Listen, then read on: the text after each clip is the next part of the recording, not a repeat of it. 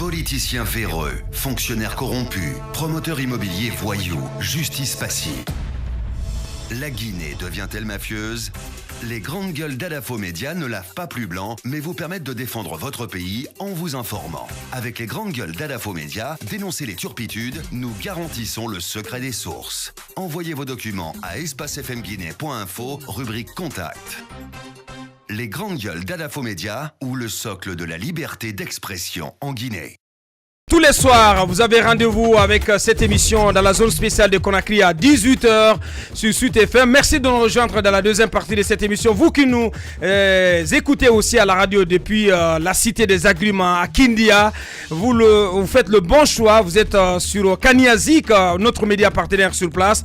Merci de votre fidélité. Dans un instant, notre invité par téléphone depuis Paris, Madame Marie-Madeleine Djoubaté, ex-candidate à la présidentielle de 2015, donc depuis Paris, que nous allons appeler tout à l'heure dans un quart d'heure dans cette émission. La Guinée a moins de 2 ans d'une présidentielle cruciale qui devrait probablement déboucher sur une alternance dans le pays. Elle est à la croisée des chemins, écartelée entre crises sociopolitiques à répétition et redistribution des cartes politiques en vue justement de cette échéance importante. C'est dans cette perspective qu'une candidate malheureuse de la précédente élection présidentielle, celle de 2015, décidé d'aller à nouveau à l'assaut de l'électorat guinéen, mais cette fois-ci sous un autre label.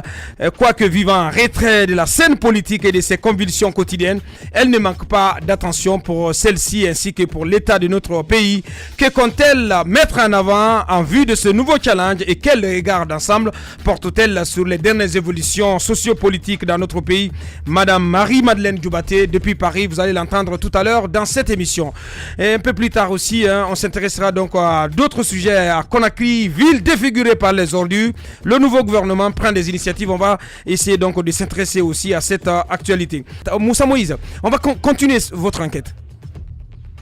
Oui, donc pour parler ce matin de cette histoire des faux passeports ou des vrais faux passeports diplomatiques. Il n'y a pas que des passeports diplomatiques, il y a aussi des passeports de service. Mais ce dont il s'agit d'une situation qui défigure complètement la diplomatie guinéenne et qui contribue à écorcher, encore une fois de plus, l'image de la Guinée dans les différentes ambassades, donc à l'étranger. Alors, il faut savoir que la Guinée a une ambassade à Abuja, du côté de Nigeria.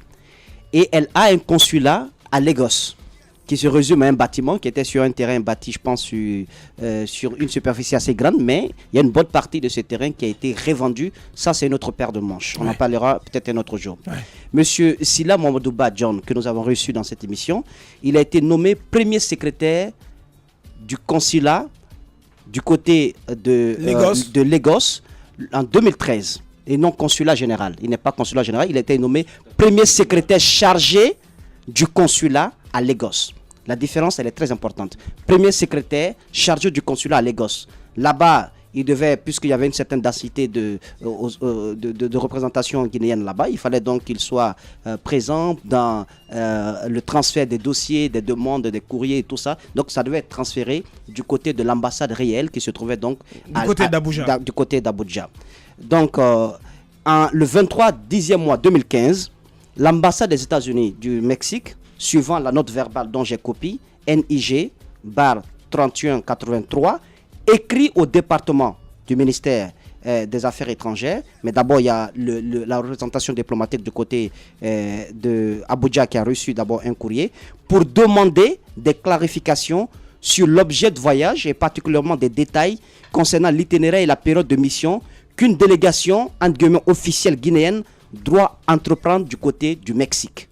Ça, c'est l'ambassade qui écrit à notre représentation pour demander des éclaircissements.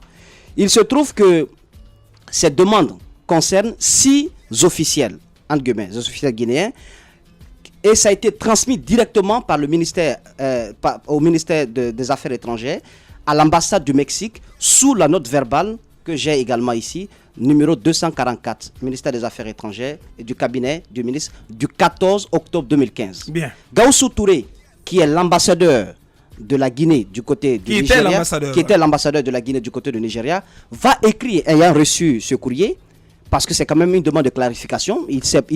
En tant qu'ambassadeur, toutes les notes verbales de demande de visa pour des officiels guinéens qui doivent aller en mission d'État en tant que premier responsable du côté de la Guinée, du côté du Nigeria, il doit être informé et les notes verbales, il aurait dû les voir.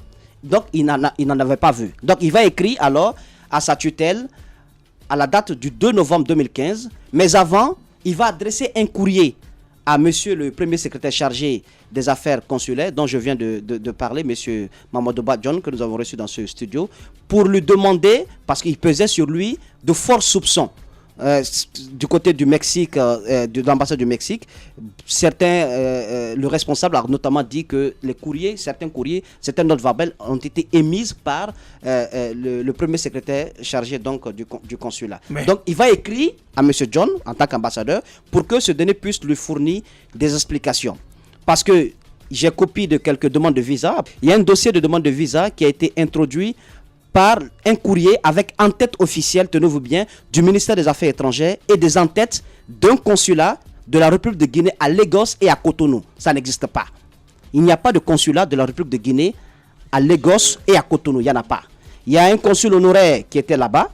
Je pense que la Guinée a toujours un consul honoraire de ce côté-là. Donc l'en-tête est là et vous allez donc comprendre que c'est une en-tête qui a été fabriquée de toutes pièces et qui ne répond à aucune, aucune authenticité. Les grandes gueules. Alors, donc cette demande va être faite avec cette en-tête. Et donc lui directement, monsieur Gaussou, monsieur Mohamed Badjon, il va directement faire introduire ou indirectement 6 notes verbales pour 20 personnes. Donc 14 ont obtenu des visas demandés pour des missions, dit-on, d'État et accompagnés d'ordres de mission signés du ministre d'État, secrétaire général à la présidence de la République et du secrétaire général du côté de la Guinée. Directement, les notes verbales. Signé par qui? Le ministre d'État, Kiri de Bangoura. Par Kiri de Bangoura. Alors, les notes verbales que lui, en tant que premier secrétaire chargé du consulat, va émettre, va suivre, ces notes verbales sont là. Numéro 31, numéro 32, numéro 33, pour 2 personnes pour la première note verbale, pour 4 personnes pour la deuxième note verbale, et pour 4 autres personnes pour la troisième note verbale. Bien. Alors, il se trouve que ces notes verbales, ces demandes de visa, tout ça ont été faites sur la base de la fausseté. Sur la base de la fausseté. Eh ben. Tenez, le 15, 6e mois 2015, un consulat de la République de Guinée à Lagos, parce que je vous ai dit encore que ça n'existait pas, et à Cotonou, va introduire une demande de visa pour un passeport diplomatique. Numéro R004 139, délivré le 26 mars 2013 à un certain monsieur du nom de Traoré Sekou Malik. J'ai la copie du passeport diplomatique avec moi. Il va encore introduire une autre demande pour cet autre passeport R004 4708, délivré le 12 octobre 2013. Ça, c'est un passeport de service, l'autre est un passeport diplomatique. À M. Conte Ibrahima Sori, technicien, dit-on, à la RTG, avec pour mission, vous savez quoi, le recensement et la distribution de cartes d'électeurs au Mexique, dans un pays où la Guinée n'a pas d'ambassade, n'a pas de consulat, et le Mexique ne figure pas parmi les 18 circonscriptions électorales qui ont été définies à l'époque en 2015. À l'étranger. À l'étranger. Alors, ensuite, les passeports diplomatiques sont faux parce que la plupart d'entre ces passeports sont antidatés. Pourquoi antidatés? Parce que j'ai mené un peu mes enquêtes à ce niveau. Vous savez, au temps du CNDD, il y a un lot important, selon mes sources, de passeports diplomatiques qui ont disparu. Alors, ces passeports diplomatiques sont en circulation. Maintenant qu'on a mis en place des mesures pour des passeports biométriques, alors qu'est-ce qu'on fait? On antidate ces passeports-là. Alors, il se trouve que le passeport diplomatique qui a été émis pour M. Traoré Sekou Malik est signé par un certain Diané en tant que secrétaire général. Voilà, je pense que c'est là. En tant que secrétaire général du ministère des Affaires étrangères, à une date où ce monsieur n'était plus secrétaire général du ministère des Affaires étrangères. Où c'était l'ambassadeur Gaussou Touré qui était plutôt secrétaire général. Voici la copie du passeport diplomatique. C'est pourquoi on parle de vrais faux passeports diplomatiques. Alors, vous allez voir que la date ici qui est signée, c'est du 10 décembre 2013, signé Ali Diané, secrétaire général. Voici la signature. Ali Diané n'était plus secrétaire général à l'époque. Bien. Ensuite, les autres les autres demandes de visa qui ont été introduites par ce consulat sur la base de passeports de service. Regardez ces personnes. Je ne suis pas là, je suis pas en train de les incriminer, mais vous allez voir que ce sont de jeunes personnes qui ne sont pas des administrateurs civils, qui ont été choisis comme ça, certainement sur la base, parce que vous savez bien qu'un visa Schengen, lorsque vous l'obtenez, c'est pas moins de 6 000 euros. Lorsque vous obtenez notre visa pour les États-Unis, c'est pas moins de 8 000 dollars. Alors donc, ces personnes détiennent de vrais faux passeports de service. Pourquoi je dis vrais faux passeports? Ce sont de véritables passeports de service qui ont été émis par nos services de police ici. Faux parce que tout simplement les personnes n'ont pas la qualité qui est maintenue, qui est écrite sur, qui est donc mentionnée dans les passeports de service. C'est-à-dire que ce ne sont pas des administrateurs civils. Je ne sais pas si vous suivez comment bien. Ils ont fait pour avoir ces passeports? Mais pas les magouilles qui se font ici. C'est-à-dire que ce ne sont pas des passeports biométriques. Ce sont des passeports biométriques, puisque les passeports, aussi les passeports ici. Mais vous allez vous rendre compte, non, ça a été émis lorsqu'on ne faisait pas les passeports biométriques. Exactement. Alors, vous allez vous rendre compte que pour avoir ces passeports-là, il faut normalement une certaine démarche. Notamment, pour effectuer ces missions, il faut des ordres de mission. Et ces ordres de mission viennent notamment de Kiridi Bangoura, du côté du secrétariat général. La signature de Kiridi. Voici la signature de Kiridi qui a été qui est mise ici. Regardez cette signature. C'est pas une signature authentique. La signature est quelque part là. Et Kiridi doit d'ailleurs revoir sa signature. Parce que c'est trop simpliste. Regardez, lui il signe KB. Il signe KB et vous vous rendez compte que ce qui est là, c'est une signature imitée, ce n'est pas la vraie signature de Kiridi Bangoura. Parce que pour que ces soi-disant administrateurs civils puissent aller au Mexique pour effectuer un recensement des électeurs dans un pays qui ne fait même pas partie des circonscriptions électorales, il faut un ordre de mission pour que vous puissiez sortir avec un passeport de service. Mais l'ordre de mission a été obtenu sur la base de la fausseté. Donc, ces documents également existent ici. Donc, vous vous rendez compte que M. Gaussou Touré, lorsqu'il sera alerté par le consulat, par la représentation du Mexique, il va écrire à sa tutelle. À l'époque, c'était M. Fall qui était là. Il va écrire 2 courriers pour les alerter de ce qui se passait. Il n'y aura pas de mesure, il n'y aura pas de réponse. Il va donc attendre, à l'occasion de la tenue du sommet de la CEDEAO du côté d'Abuja, il va donc profiter de l'occasion pour ne pas, parce que s'il n'y a pas de réponse aux demandes de clarification faites par l'ambassade du Mexique, le Mexique lui-même peut mettre la puce à l'oreille du président. Ça peut créer des problèmes même à l'ambassadeur. Donc il va profiter de cette occasion de la présence du président de la République pour lui parler de cette histoire. Le président va donc va faire appeler monsieur John Silla pour lui dire de rentrer à Conakry pour des explications. C'est ce qui s'est passé. J'ai vu le billet d'avion. Il va payer le billet d'avion, le président de la République, pour que le monsieur puisse rentrer à Conakry afin de s'expliquer. Mais il ne va pas rentrer. J'ai un courrier. Quand le président va finir son sommet, il va retourner à Conakry. Puisque le monsieur ne va pas rentrer, le président va alors passer par monsieur Diané. Voici la note. Quel monsieur Diané? Monsieur Diané, ministre d'État, directeur de cabinet à l'époque. Les grandes gueules. C'est la copie authentique de la lettre. Monsieur Diané dit sur instruction, il écrit à l'ambassadeur, sur instruction de son excellence, monsieur le président de la République, j'ai l'honneur de vous demander de bien vouloir entreprendre des démarches auprès des autorités du ministère des Affaires étrangères du Nigeria afin de faire venir en Guinée monsieur Mamadouba John Silla, premier secrétaire chargé des affaires consulaires de l'ambassade de Guinée au Nigeria. Excellence, monsieur l'ambassadeur, il est urgent de mettre en exécution ces instructions de son excellence, monsieur le président de la République. Signé, monsieur Diané. Bien. Alors, donc, il fallait donc recourir à la force ou au soutien du ministère des Affaires étrangères du côté du Nigeria pour que monsieur John puisse rentrer en Guinée pour s'expliquer.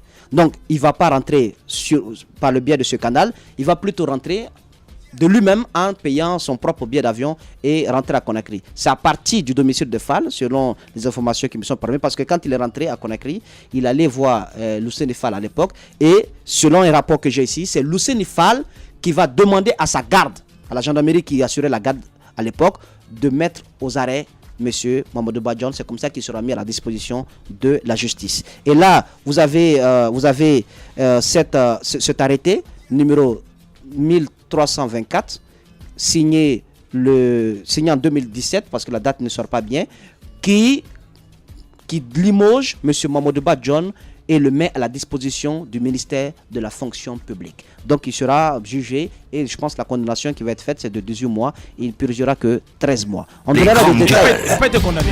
Non, il y aura un jugement. Il y a un premier jugement, la cour d'appel a cassé. Je viendrai sur l'aspect judiciaire de cette affaire le mercredi avec les documents authentiques du ministère de la Justice. Donc, moi je ne suis pas en train de parler d'une personne.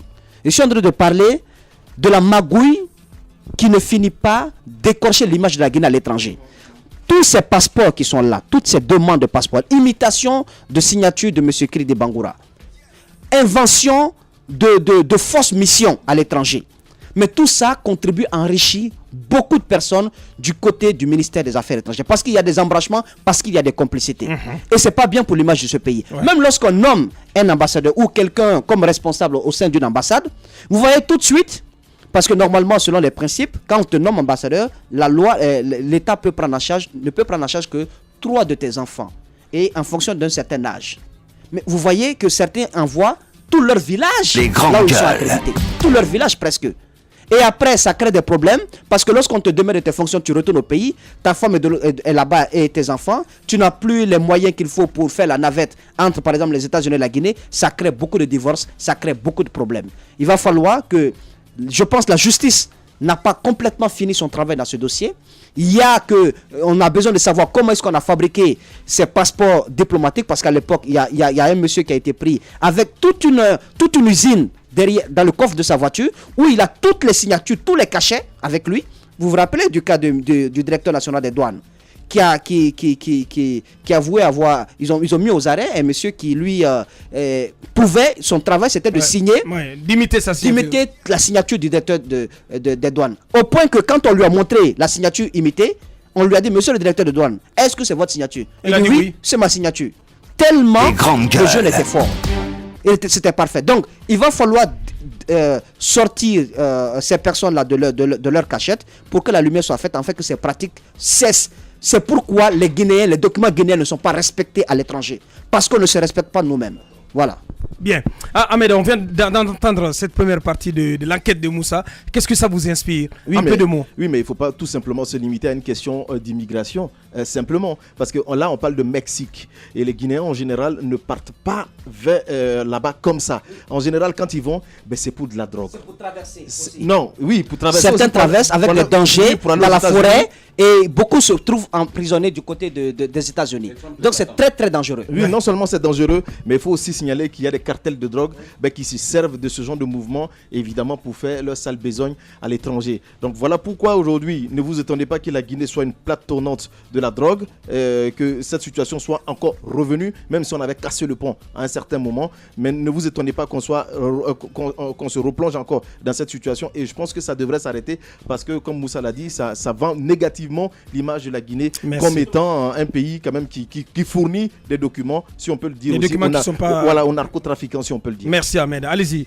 Roby, pour clore. Moi je veux ici au passage féliciter la décision du ministre secrétaire général à la présidence qui a pris sur lui l'initiative d'adresser le courrier à tous les départements ministériels et à toutes les directions pour dire désormais, pour qu'un Guinéen ait un passeport de service, il faudrait que, je crois que c'est l'ordre de mission ou la note verbale d'établissement du passeport de service passe par le secrétariat général de la présidence de la République. Oui, c'est le président qui lui a confié cette mission. Parce qu'il y avait beaucoup de magouilles, de trafic autour. Je pense que c'est une mesure qui va de plus en plus crédibiliser nos documents de voyage auprès de certaines ambassades, même si ça ne l'est pas auprès de Corinne Imbert. Ça, mais ce que je veux dire... Ce qu'on ne comprend pas, Roby, mais je voulais poser la question à Moussa, parce que cette affaire, elle a été jugée et il y a un non-lieu aussi bien en faveur de M. John Silla qu'en faveur de 6 autres cadres. Je veux parler de Mamadouba Diobaté, à l'époque de Boubacar Diallo qui était secrétaire général du ministère. Bien. Moi, je m'en tiens pour cette première partie. Oui, mais justement, c'est ce dossier qui a été jugé par la justice. Je sais, mais les faits sont têtus. Bien. Les faits sont têtus, les documents venant de... C'est comme si on disait aujourd'hui qu'on ne fait pas confiance au travail de la justice. Moi, j'ai appris, c'est pourquoi je veux veux parler de l'aspect judiciaire que mercredi, parce qu'il y a des révélations à faire à ce niveau-là. Le ministre de la Justice a été saisi de ce dossier et il y a beaucoup d'étonnement. Je pense que vous-même dans ce studio, vous serez surpris. Merci. Voilà. Allez-y, Tamba, pour clore. Alors, je vois Roby se réjouir du fait que tout a désormais été centralisé auprès de la présidence de la République. Mais j'ai envie de dire, c'est comme le guichet unique en fait. Quand le vol et la magouille sont éparpillés, on dit bon, désormais on va centraliser les grandes gueules et cette magouille. Il faut encore espérer que celui-là qui tient les rênes de la démarche puisse être quelqu'un qui soit crédible et intransigeant avec les lois. Il faut vraiment espérer là-dessus. Au-delà donc de ce premier regard que je mène, parce qu'on nous a dit que le guichet unique, ce n'est qu'un exemple, ce n'est qu'une allusion, pourrait arrêter le vol et tout, on sait bien ce qu'il en est. Mais aujourd'hui, Aboubacar Diallo, cette question des papiers, il faut la poser, mais plus sérieusement. Ce dont Moussa Moïse est en train de parler, ce n'est qu'un élément parmi tant d'autres occurrences qui peuvent intervenir dans le cas du trafic de papier. Tenez-vous bien, aujourd'hui on vous dit que de tous les pays de la sous-région, la Guinée est le premier pays qui envoie, pour lesquels il y a des demandeurs d'asile qui sont enregistrés. Mais je vais vous dire, une des raisons pour lesquelles ces demandeurs d'asile sont pour la plupart affectés à la Guinée, c'est parce que tout simplement notre pays est facile. Obtenir un papier guinéen, mais c'est la plus facile des choses à faire lorsqu'on veut demander l'asile en France. Donc, encore une fois, ça décrédibilise notre pays. Ça ternit son image. Ça nous donne cette image de porosité, de trous par lesquels tout le monde, de pays voyous, voilà. Finalement, vous voyez un peu cet aspect bordélique. C'est justement de cela qu'il s'agit. Il faut que mais absolument, il faut que notre diplomatie se rende plus sérieuse, que notre sécurité se rende plus inviolable. Merci Tamba. Oui, Moussa voulait rajouter quelque chose. Avant même cette histoire avec Gaoussou, c'est pour vous dire que c'est une pratique qui est ancestrale du côté du ministère des Affaires étrangères. Non, sincèrement, regardez. Regardez, il y a ce ordre de mission, encore, qui date ordonné à Dr Bala Touré, vice-doyen, chargé de recherche et autres. Ils disent qu'ils doivent se rendre à 3 personnes doivent se rendre à Paris pour participer au salon pour le Tech Horizon. Parce qu'ils vont sur Internet, ils tapent quels sont les événements en France, quels sont les événements aux États-Unis. En force de ça, ils se font faire des ordres de mission et ils introduisent les dossiers de façon frauduleuse. Bon, ces personnes qui ont été citées là, lorsque le dossier est arrivé du côté du ministère des Affaires étrangères, le secrétaire général à l'époque a écrit au ministère de l'enseignement, parce que ces personnes venaient du ministère de l'enseignement qui a été dirigé par M. Bailo Teliwel, je pense que c'est le ministère de l'enseignement supérieur. Il va demander à ce que ces personnes-là, pour lesquelles il doit émettre ces documents, viennent au bureau. Jusqu'à présent, elles ne sont pas arrivées.